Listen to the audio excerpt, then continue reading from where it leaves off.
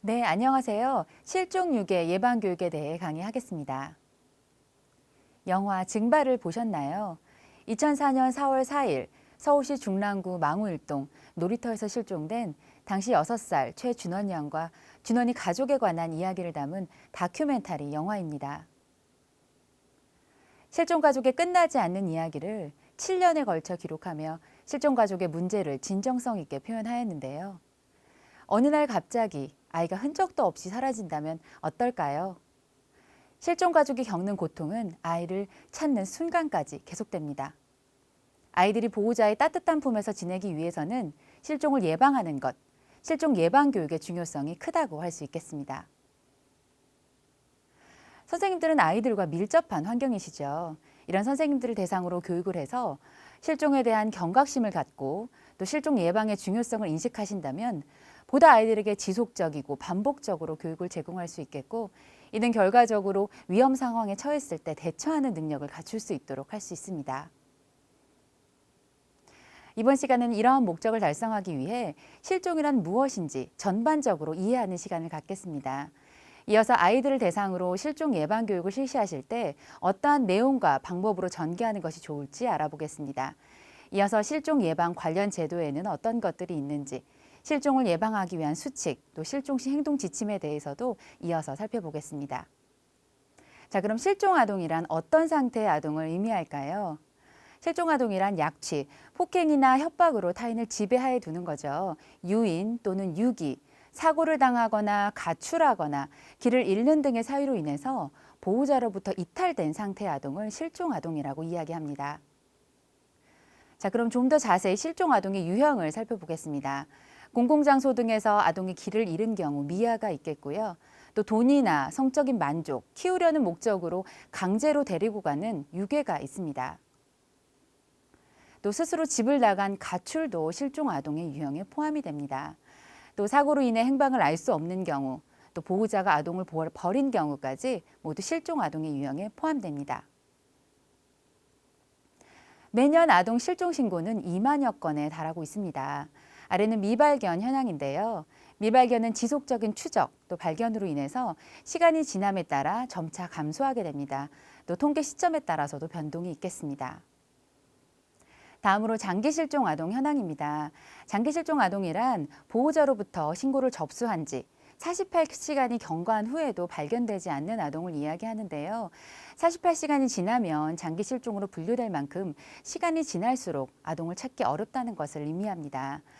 1년에서 5년 미만은 22명, 10년에서 20년은 50명, 또 20년 이상은 607명으로 총 643명의 아이들이 장기 실종 상태에 있습니다. 다음으로 실종 관련 법령입니다. 실종 아동 등의 보호 및 지원에 관한 법률이 있는데요. 약칭 실종 아동법이라고 합니다. 이 실종 아동법은 계속해서 이어지는 실종 예방 관련 내용의 근거가 되는 법률입니다. 아동복지법과 아동복지법 시행령을 통해서는 현장에서 진행하시는 실종 유괴 예방 교육의 교육 내용과 교육 방법에 관한 근거를 확인할 수 있습니다. 실종아동법은 실종아동 등의 발생을 예방하고 또 발생했을 경우에 조속한 발견과 복귀를 도모하고요. 또 복귀 후에 사회 적응까지를 지원함으로써 실종아동 등과 또 실종 가족의 복지 증진에 이바지함을 목적으로 하고 있습니다. 실종아동 등은 당시 18세 미만인 아동뿐만 아니라 지적, 자폐성, 정신장애인, 또 치매 환자까지 포함돼서 이 법의 보호를 받을 수 있습니다. 실종아동법은 2005년 장기 실종 아동 부모님들의 노력으로 제정이 되었는데요. 보건복지부는 실종아동 등의 발생 예방을 위한 홍보, 또 발생 예방을 위한 교육, 그리고 실종아동 등과 가족의 지원을 위한 업무를 아동권리보장원에 위탁 운영할 수 있도록 규정하고 있습니다. 다음으로 아동복지법입니다. 제31조 아동의 안전에 대한 교육 조항에 보시면 어린이집 원장은 다음 각 호의 사항에 관해서 교육계획을 수립해서 교육을 실시하여야 한다고 명시하고 있는데요. 네, 각 호에 해당하는 사항은 다음과 같습니다. 여기 실종 유괴 예방과 방지에 관한 내용이 포함되어 있습니다. 어린이집의 원장은 교육 계획 및 교육 실시 결과를 매년 1회 시군구에 보고하도록 되어 있는데요. 아동의 안전에 대한 교육 조항에 처음부터 실종 유괴 예방과 방지에 관한 내용이 포함되어 있었던 것은 아닙니다. 다음에 사건이 계기가 되었는데요. 바로 혜진이와 예슬이 사건입니다. 2007년 12월 25일 혜진이와 예슬이가 실종되었는데요. 대대적인 수색 작업을 펼쳤지만 3개월 후에 혜진이와 예슬이는 살해된 채로 발견되었습니다. 범인은 혜진의 집과 불과 100여 미터 떨어진 곳에 사는 이웃집 아저씨였는데요. 혜진이 아버님 같은 경우에는 혜진을 그렇게 보내고 그리워하다 2014년 3월에 혜진이 곁으로 가셨습니다. 이렇게 혜진이와 예슬이 사건 이후에 아동 실종 문제가 더욱 부각이 되었고 아동의 안전에 대한 교육 조항에 실종 유괴 예방과 방지에 관한 내용이 포함되게 되었습니다. 다음은 아동복지법 시행령입니다. 제28조에 보면 앞서 살펴본 31조 제1항에 따라 교육계획을 수립해서 교육을 실시할 때는 다음의 교육 기준을 따라야 한다고 명시하고 있는데요. 보다 자세한 실시 주기 그리고 교육 내용, 교육 방법은 다음에서 이어지는 실종유괴 예방교육의 실제에서 알아보도록 하겠습니다. 자, 아이들이 사라지는 데는 얼만큼의 시간이 걸릴까요? 아동안전 전문가 케네스 우든 박사에 의하면 아동 실종 사고가 일어나는 시간은 불과 35초가 걸린다고 합니다. 그러나 실종 가족이 겪는 고통은 아이를 찾는 순간까지 계속되겠지요. 이렇게 실종 가족은 심리적인 어려움뿐만 아니라 육체적인 건강 상태가 저하되고 또 아이 찾기에 매진하다 보면 실직과 또 생계 위협에 놓이게 됩니다. 또 아이를 찾는 것에 대한 부부간의 이견으로 가정 불화와 가족 해체로 이어지고요. 또 실종 아동의 형제 자매의 경우에는 부모의 보살핌을 받지 못한 채 성장하게 되고 또 부재한 부모에 대해 원망하는 마음을 가질 수 있습니다. 또 빠른 시간 안에 돌아온다 하더라도 실종을 경험했던 개인은 부모와의 분리 경험 때문에 건전하게 성장하고 발달하는 데 위협을 받을 수 있고요. 또 사회적으로도 아이들을 찾는 데 따른 비용, 또 가정 해체에 따른 비용 등이 손실이 됩니다. 또 이런 일이 생길 때마다 굉장히 사회적으로 불안을 야기하죠. 자, 그렇다면 가장 중요한 것은 실종을 예방하는 것입니다. 아이들을 대상으로 예방 교육을 진행하실 때 어떤 점에 주안점을 두어야 하는지 알아보겠습니다. 자, 먼저 지속적이고 반복적으로 실시하는 건데요.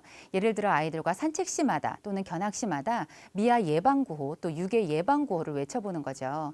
또 산책지에서 위험한 일이 있었다면 다녀와서 얘들아 아까는 위험한 상황이었어. 앞으로 이럴 때는 이렇게 행동해야 해 하고 실제 상황에 대해서 구체적인 대처법을 알려줄 수도 있습니다. 또 주말을 앞둔 금요일이라면 얘들아 부모님과 외출했을 때 길을 잃었다면 어떻게 해야 할까 하고 이야기 나눌 수 있겠는데요. 이렇게 짧은 시간 진행하는 것이지만 지속적이고 반복적으로 실시하게 되면 아이들은 자연스럽게 위험 상황에서의 대처법을 체득할 수 있습니다. 다음으로 역할극으로 진행하시는데요. 실제 상황을 가정에서 직접 목소리를 내어보고 몸짓으로 표현하는 것은 어떠한 교육 방법보다도 판단력을 체득하는 데 도움이 됩니다. 또한 연령별 특성, 또 영유아의 발달 단계를 고려해서 진행하셔야겠지요. 자, 아동복지법 시행령 제28조 교육 기준을 보면서 알아보겠습니다. 3개월에 1회 이상, 연간 10시간 이상 진행하셔야 되고요. 자, 얘들아 이럴 때는 길을 쉽게 잃을 수 있어. 이런 곳에서는 조심해야 해 하고 길을 잃을 수 있는 상황을 이해하도록 가르쳐 주셔야 합니다. 또 길을 잃었을 때는 또는 누가 너희들 데리고 가려고 할 땐 이렇게 해야 해 하고 미아 및 유괴 발생 시 대처법을 알려주셔야겠고요. 또 이런 사람은 유괴범일 수 있어라는 유괴범에 대한 개념도 알려주셔야 합니다. 또 누가 너희들에게 이렇게 하는 것은 너희들을 유인하려고 하는 거야. 이런 행동은 너희들을 유괴하려고 하는 거기 때문에 이럴 때는 이렇게 해야 안전하게 지낼 수 있어라고 유인, 유괴 행동에 대한 이해 및 유괴 예방법을 알려주셔야겠습니다. 이런 교육 내용은 전문기관에 의뢰해서 교육을 받으시거나 또는 장소, 상황별로 역할극을 실시할 수 있습니다. 시청각 자료를 이용해서 교육하시거나 사례 분석 방법도 이용할 수 있습니다. 그러면 교육 방법과 교육 내용을 보다 자세히 한 가지씩 알아보겠습니다. 자, 먼저 길을 잃을 수 있는 상황에 대해 이해하도록 도와주셔야 하는데요. 마트나 또 놀이동산, 장난감 가게, 수영장과 같은 아이들이 쉽게 길을 잃을 수 있는 장소에 관한 그림을 보면서 이런 곳에서는 길을 잘 잃을 수 있기 때문에 항상 부모님과 함께 다녀야 한다는 것을 알려주셔야겠습니다. 다음은 미아 발생 시 대처법을 알려주셔야 하는데요. 일단 가족을 잃어버리면 제자리에 멈추도록 합니다. 자, 그러면 왜 아이들에게 멈추도록 알려주어야 할까요? 네, 맞습니다. 아이들은 불안하면 직진하는 경향이 있기 때문에 부모님이 찾으러 오시는 방향과 엇갈릴 수 있습니다. 그렇기 때문에 일단 자리에 멈추도록 하고 그 후에는 내 이름, 그리고 가족의 이름, 그리고 전화번호, 집 주소를 10번씩 생각하도록 합니다. 그래도 보호자가 부모님이 찾으러 오지 않을 때는 이제 도움을 요청해야 하는데요. 그때는 안전한 사람에게 도움을 요청해야겠지요. 경찰이나 아이와 함께 있는 어른, 안전지킴이 집 또는 대규모 점퍼 등에 가서 도움을 요청하면 되겠습니다. 이 미아 발생 시 대처 방법은 아이들과 미아 예방구호로 외쳐볼 수 있는데요. 멈추기, 그리고 생각하기, 그리고 도와주세요 하고 아이들과 모션을 하면서 직접 소리내어서 연습해 볼 수 있겠습니다. 다음은 유괴범에 대한 개념입니다. 아이들에게 무서운 인상을 한 사람의 모습과 또 좀 착한 인상, 순한 인상의 한 사람의 모습을 보여주고 어떤 사람이 유괴범 같은지 물으면 네, 대부분의 아이들은 무서운 인상의 모습을 한 사람을 유괴범이라고 생각을 합니다. 하지만 유괴범은 어떻게 생겼을까요? 네, 유괴범은 아저씨의 모습일 수도 있고 아줌마의 모습일 수도 있고 할머니, 할아버지, 누나, 형, 언니, 오빠의 모습일 수 있습니다. 유괴범의 모습은 특정할 수가 없겠죠. 특히 유괴범은 영유아 안면이 있거나 또 부모와 잘 알고 있는 사람일 수 있습니다. 그렇기 때문에 아이들에게 알려줄 때 가장 중요한 점은 외모로 유괴범을 판단해서는 안 된다는 것이죠. 절대 부모님 이외에는 따라가선 안 된다는 것을 더욱 강조하셔야겠습니다. 자, 다음은 유괴 발생 시 대처 방법을 알려주셔야 하는데요. 만약에 낯선 사람이 억지로 데리고 가려고 한다. 또는 이건 내가 원하지 않는 상황이다. 또는 위험하다고 느껴진다. 이럴 때는 안 돼요. 또는 싫어요. 또는 도와주세요. 라고 외치는데요. 이것도 유괴 예방 구호로 아이들과 수시로 외쳐볼 수 있습니다. 안 돼요. 그리고 싫어요. 그리고 도와주세요. 하고 수시로 견학 가기 전, 산책 가기 전에 외쳐볼 수 있겠죠. 만약 유괴를 당한 상황이라면 유괴범을 자극하지 않는 것이 중요한데요. 유괴범의 얼굴을 똑바로 쳐다보지 않는 것, 그리고 마음을 진정시키고 묻는 말에는 대답을 잘 할 것, 그리고 먹기 싫더라도 음식은 먹을 것, 그리고 혹시 차량 번호가 보인다면 외워두도록 알려주는 것이 좋습니다. 실제 유인 사례인데요.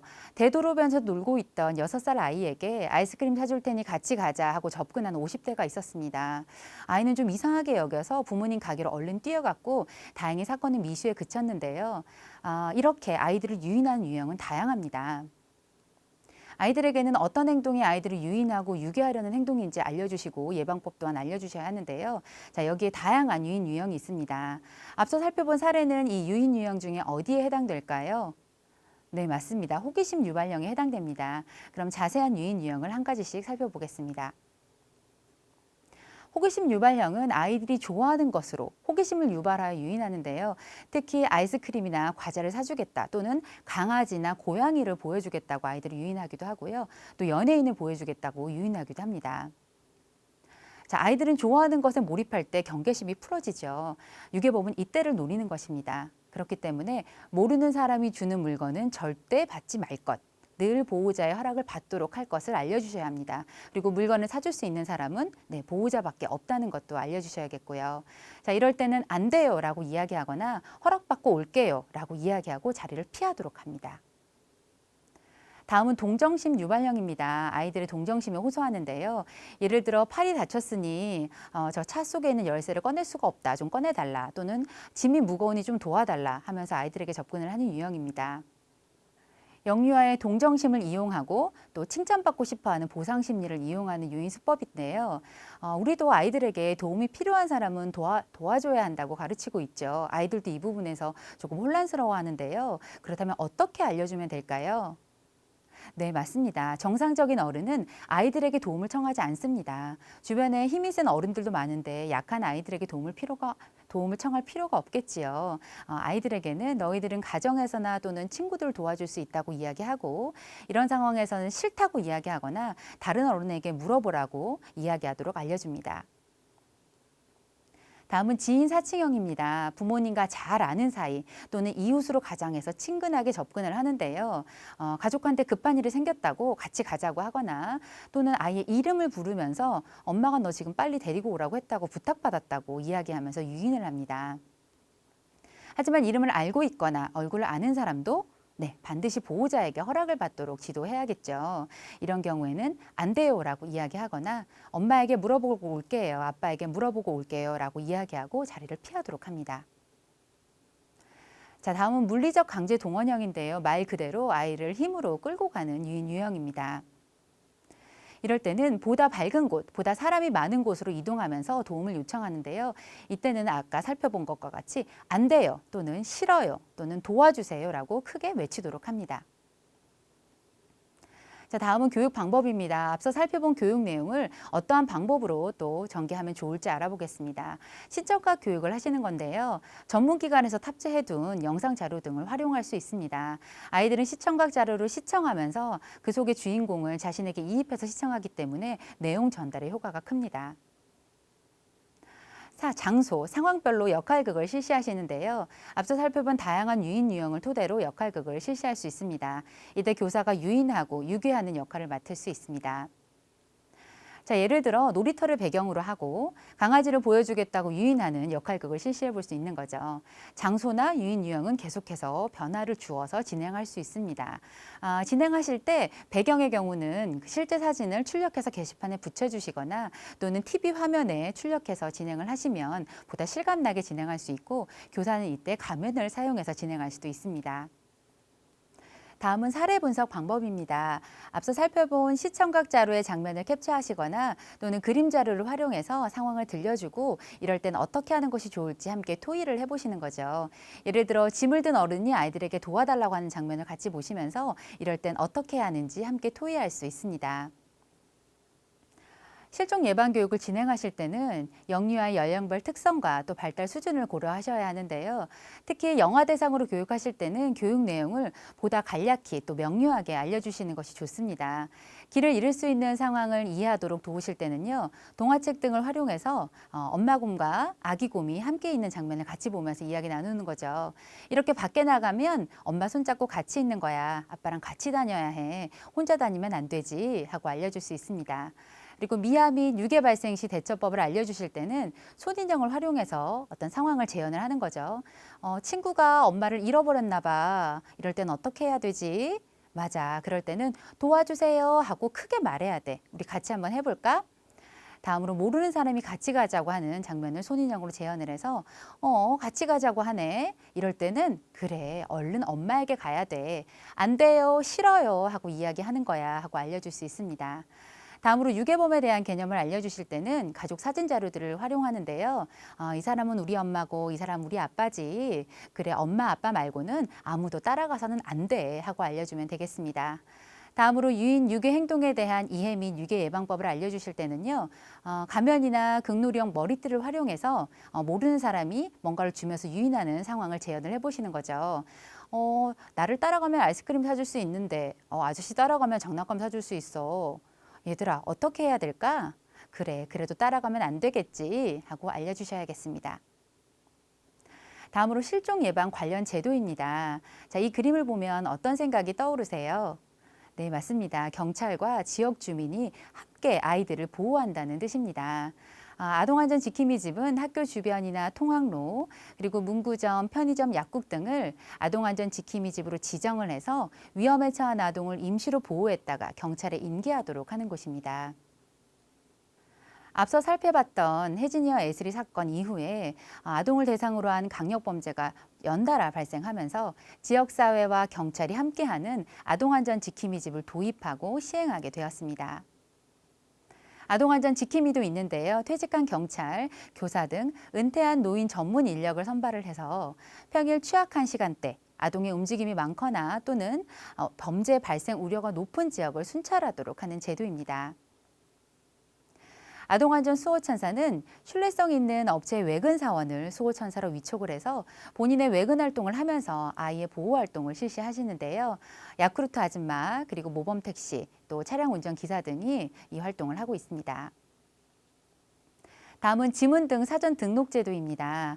아동이 실종되었을 경우를 대비해서 경찰 시스템에 미리 지문, 얼굴, 그리고 사진, 보호자 연락처 등을 등록을 해두고 실종이 발생했을 때 그 등록된 자료를 활용해서 보다 신속히 찾아주는 제도입니다. 사전 등록을 했을 때와 등록하지 않았을 때의 아동 발견 소요 시간의 차이가 보이시나요? 아이들이 보다 부모의 품으로 빨리 돌아오기 위해서는 지문 등 사전 등록 제도의 중요성이 크다고 할 수 있겠습니다.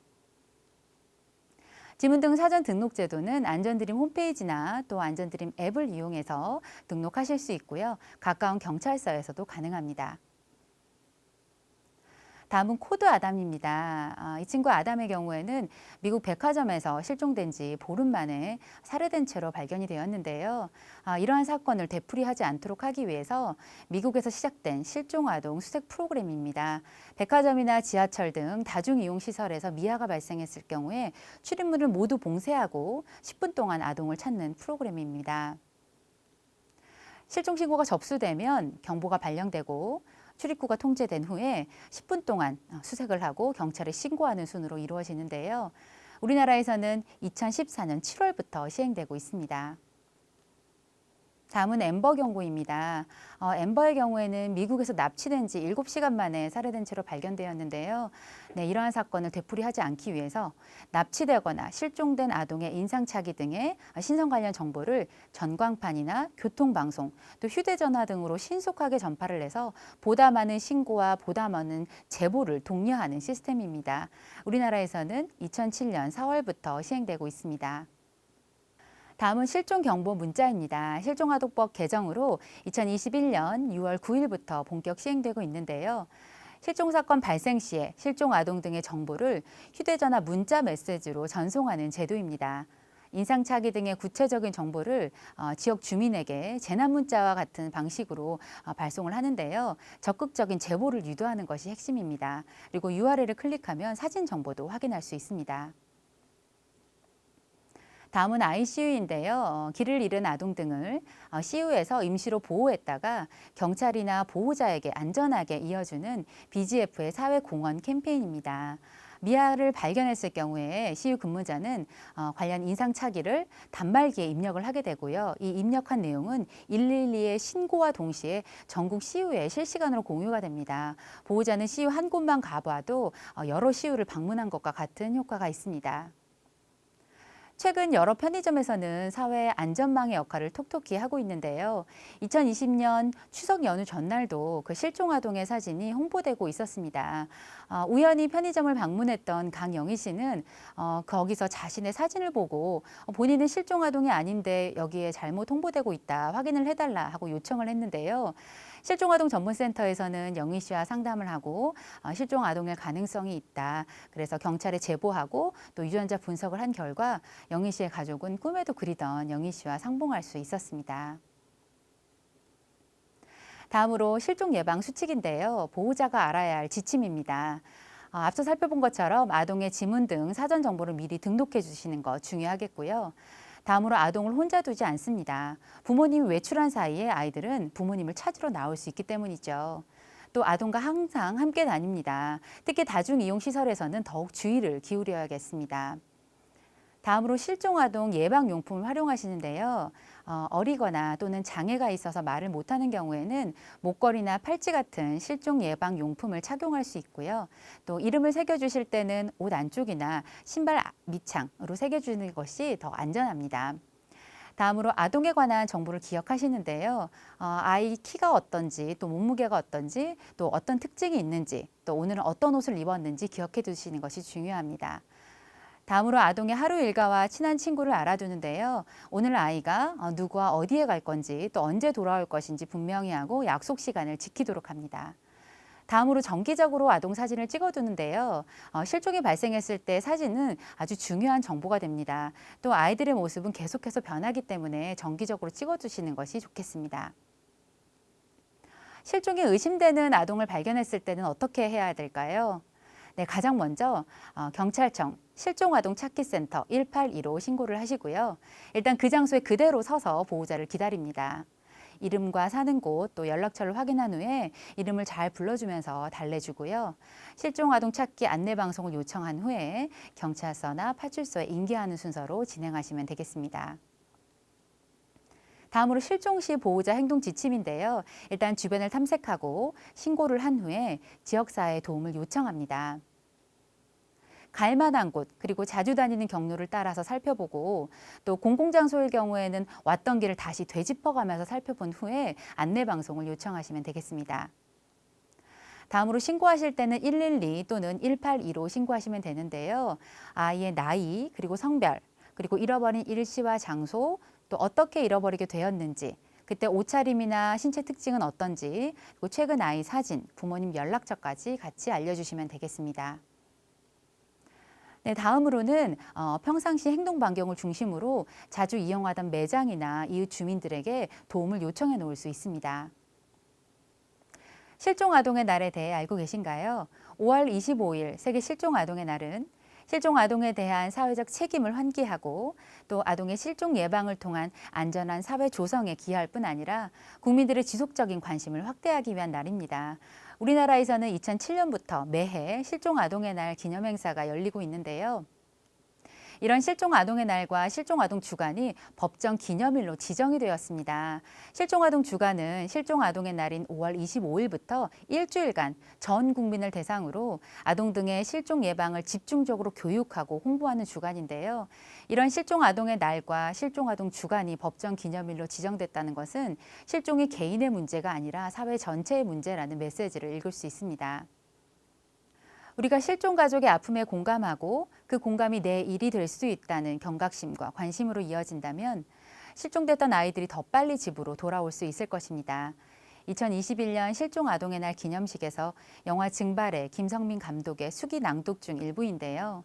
실종이 우리 아이들의 일이 될 수도 있다는 경각심, 그리고 실종을 예방하기 위한 관심은 아이들이 보호자의 따뜻한 품에서 지내도록 도울 수 있는 최선의 방법일 것입니다. 네, 지금까지 실종 유괴 예방 교육에 대해 강의하였습니다. 감사합니다.